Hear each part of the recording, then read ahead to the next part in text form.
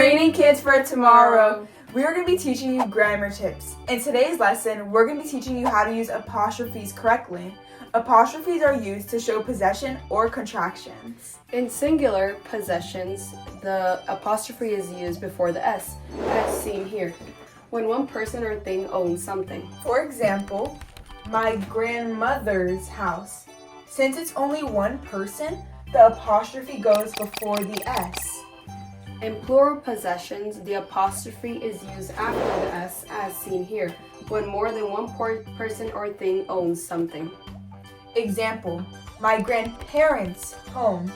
As we can see here, the apostrophe is after the S because it's multiple people. How to use contractions correctly in writing. Contractions make writing shorter by combining two words into one, with an apostrophe.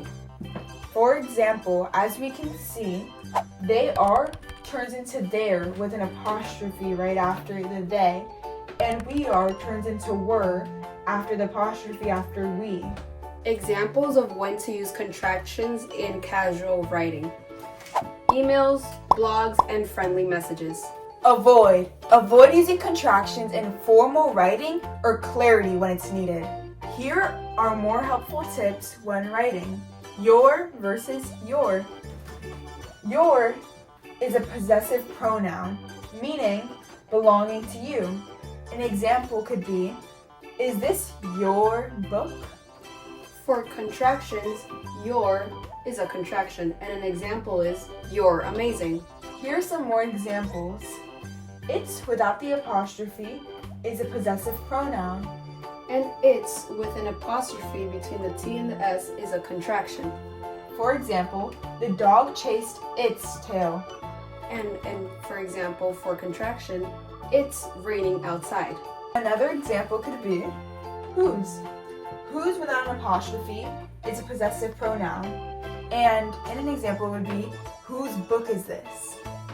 Now for whose in a contraction, whose with an apostrophe is a contraction. An example of that is, who's coming to the party?